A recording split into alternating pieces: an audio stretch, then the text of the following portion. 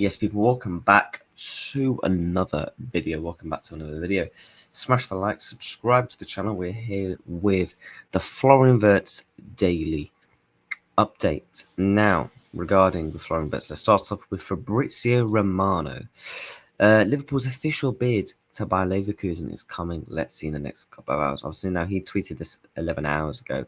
I've just been streaming, so I've not had a chance to make a video. But in the next couple of hours, I expect Liverpool to probably put in an official offer. Probably in the next day or two, maybe not, because then Sunday you really got the parade. On Monday, Sunday it's all about lifting the title. I know that's not really going to take into much consideration, but you can kind of potentially get what I mean. I think by Tuesday, Liverpool will have put in an official bid, and I think we get the here we go. And yeah, I'm expecting Liverpool to get Florian Wirtz here we go very soon. And interesting into the main parts I want to talk about today is by Florian Plettenberg has been quite reliable when talking about the Florian Wirtz deal to Liverpool, especially. Bayer Leverkusen are keen to reach a swift agreement with Liverpool over Florian Wirtz. How much now depends on the first offer. This is where it gets interesting for me, because he says, understand there is discussion around the deal that would involve Liverpool paying a transfer fee and Leverkusen additionally receiving a player from Liverpool.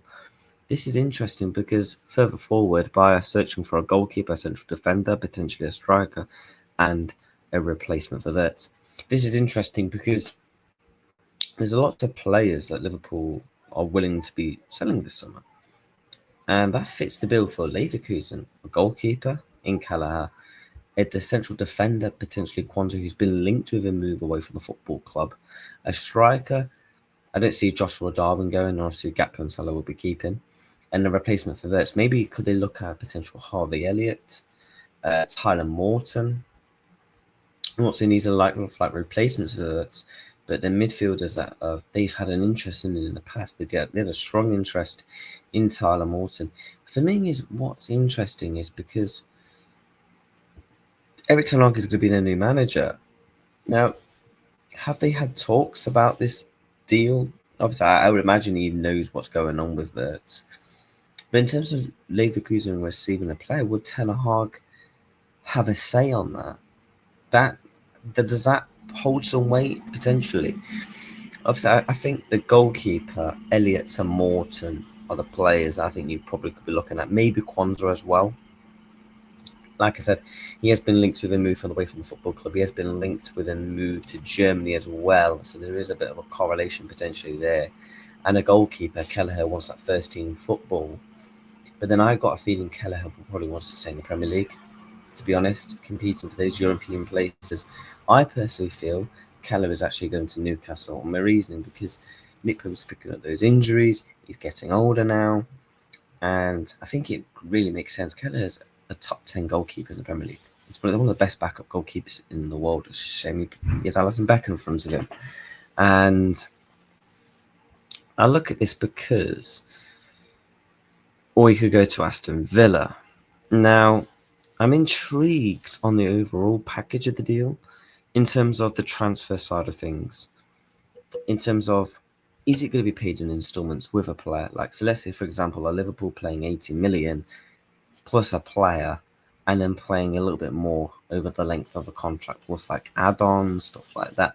We know the deal is going to be worth up to over 100 million euros. Fabrizio Romano has said and confirmed that. So I'm thinking 80 million plus a player, and then we pay you a bit more over the next maybe 1 or 2 seasons. So they are getting a big chunk for him still. But it's looking like the here we go is very much coming in the next couple of days. I personally feel like it will happen on Tuesday. Sunday's all about the trophy lift and everything. Everyone comes together. The parade's on Monday, which I can't wait for. I feel like Tuesday, definitely Tuesday or Wednesday, this deal is done. And as Fabrizio Romano said, Liverpool want to get this deal done to avoid any potential upset of the deal. And it's going to be a very quick saga. And potentially a lot of people genuinely was thinking this is going to be a long saga for Liverpool. We're going to have to wait for Florian Wirtz's decision. But ultimately, he's given his decision. Liverpool have said They want the player. They're going to get the player as long as Florian Wirtz comes. So now, as long as all goes well, he is going to be a Liverpool player, and here we go, should be coming in the next couple of days, people.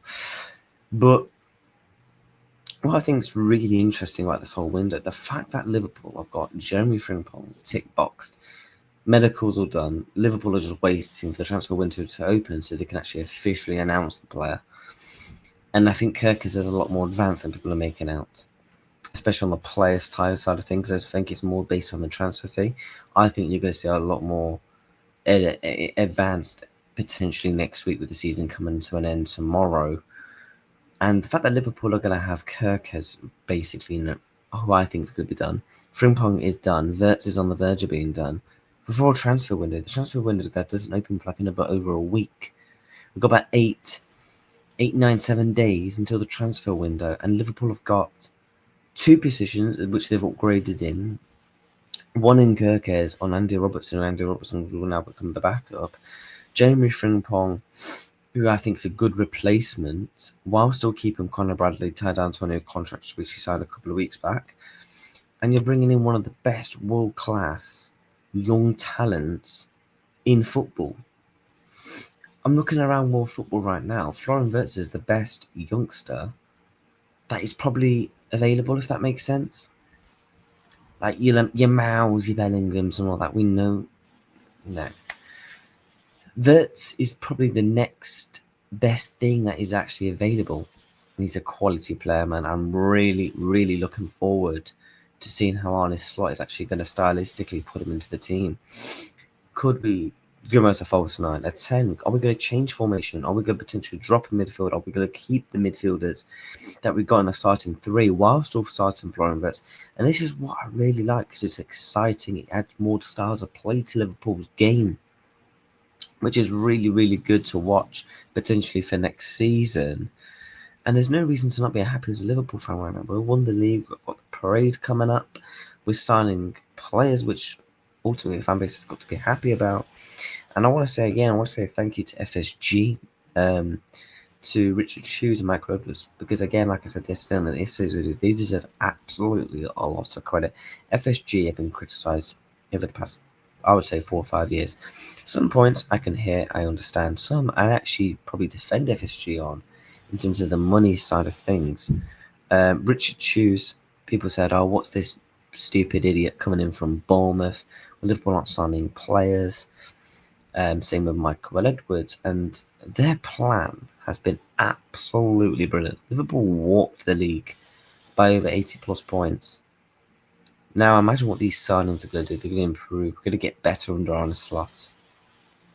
And there's no reason to not believe in this project with Arne, with the players and the backroom staff, because ultimately they are delivering. They're delivering off the pitch and they're delivering on the pitch. So there's no reason to really be complaining, in my opinion. And one bang back on FSG, all week people are saying, yeah, no chance Liverpool aren't going to pay it, no chance Liverpool aren't going to pay it. I've been banging on doors. To be fair to FSG, if there's a club, if the club really wants that player, they'll actually will try. Zubimendi, it's not our fault he wanted to stay in the mountains. Caicedo, it's not our fault he wanted to go to Super Chelsea, is it? Do you know what I mean? You can't really blame FSG. Like, they didn't do the fucking player side of things. Do you know what I mean? They just say, look, you want this player? Okay, we'll provide. Do you know what I mean? You can't blame FSG for that. Certain situations I can understand. You could blame FSG for not bringing in a centre-back in the season. We had injuries. Understandable, fair enough. But I raised a really good point. What if sometimes when Jurgen Klopp was there, I love Jurgen Klopp, the greatest manager I've ever seen at my football club in my lifetime. But I said a point the other day. What if Jurgen Klopp a lot of the times didn't want transfers? People are forgetting, was it 2023 or 2022 when he admitted in a press conference, oh, I'm sorry, we probably should have signed midfielders. And how do we know? He's basically indicating in that sentence, we probably should have signed midfielders. He didn't say, oh, we can't sign midfielders. Maybe FSG said, look, here's the money, you can go and get a midfielder. Jurgen Klopp didn't want to. I love Jurgen, but that's another topic for another day, people. But Verts is getting on the verge of being done. Make sure you're smashing the like, you're subscribing to the channel.